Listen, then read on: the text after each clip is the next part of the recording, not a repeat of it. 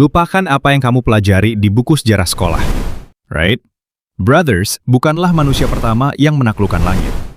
Jauh sebelum mereka, 1000 tahun sebelumnya, seorang ilmuwan muslim sudah berhasil terbang melintasi kota Cordoba. Api, kenapa sejarah seolah menghapus namanya? Dan apa satu kesalahan fatal yang hampir merenggut nyawanya, namun justru menjadi kunci desain pesawat modern hari ini? Tahun 875 Masehi, puncak menara Masjid Agung Cordoba, ada seorang pria berusia 70 tahun, berdiri dengan sayap raksasa di punggungnya.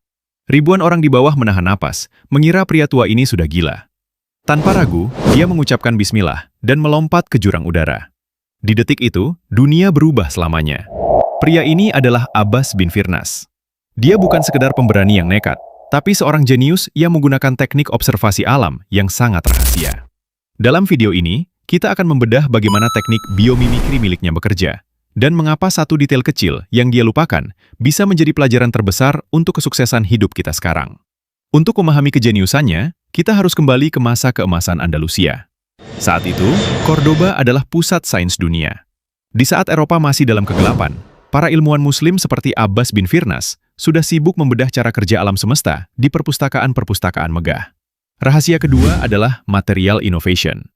Dia menyadari bahwa berat adalah musuh utama. Abbas menciptakan rangka dari kayu ringan yang elastis, lalu melapisinya dengan sutra tipis yang kuat. Dia bahkan menempelkan ribuan bulu unggas asli untuk mendapatkan daya angkat maksimal. Ini adalah prototip glider pertama di dunia. Kembali ke menara. Dengan keyakinan penuh pada risetnya, Abbas mengepakkan sayap buatannya dan meluncur. Kerumunan berteriak ngeri, tapi teriakan itu berubah menjadi sorak-sorai yang tak percaya. Abbas bin Firnas tidak jatuh. Dia melayang. Selama beberapa menit, manusia pertama dalam sejarah benar-benar terbang secara terkontrol. Dia berputar-putar di udara, memanfaatkan arus angin naik seperti elang yang dia pelajari. Di momen ini, teori sains Islam terbukti lebih unggul 10 abad dibanding teknologi barat saat itu. Namun, saat keajaiban itu berlangsung, ketakutan baru muncul. Cara mendarat. Abbas meluncur terlalu cepat. Tanpa kendali pengereman, dia menghantam tanah berbatu dengan keras. Punggungnya cedera parah, dan dia harus menghabiskan sisa hidupnya dalam kesakitan fisik. Banyak orang mengira eksperimennya gagal. Tapi bagi Abbas, jatuh bukan berarti gagal. Itu adalah data. Di hari-hari penyembuhannya, dia terus bertanya, burung mendarat dengan lembut, kenapa aku tidak? Dia membedah kembali sketsa anatomi yang pernah dia buat. Dan itulah momen aha yang mengubah sejarah. Abbas menyadari satu hal krusial. Dia hanya meniru sayap, tapi lupa meniru ekor. Dia baru sadar bahwa burung menggunakan ekor sebagai rem dan penyeimbang saat mendarat. Tanpa ekor, pendaratan hanyalah sebuah kecelakaan yang tertunda. Penemuan tentang pentingnya ekor ini menjadi dasar mutlak penerbangan modern. Wright Brothers sukses 1000 tahun kemudian karena mereka menggunakan prinsip stabilitas ekor yang pertama kali diidentifikasi oleh Abbas bin Firnas setelah kecelakaannya. Pelajaran untuk kita.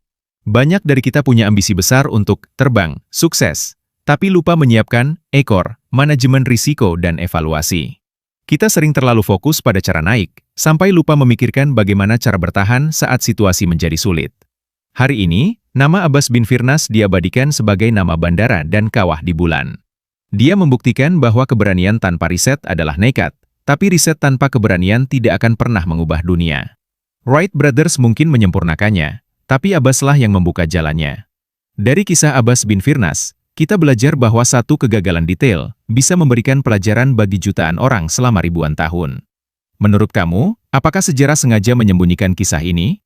Tulis pendapatmu di kolom komentar.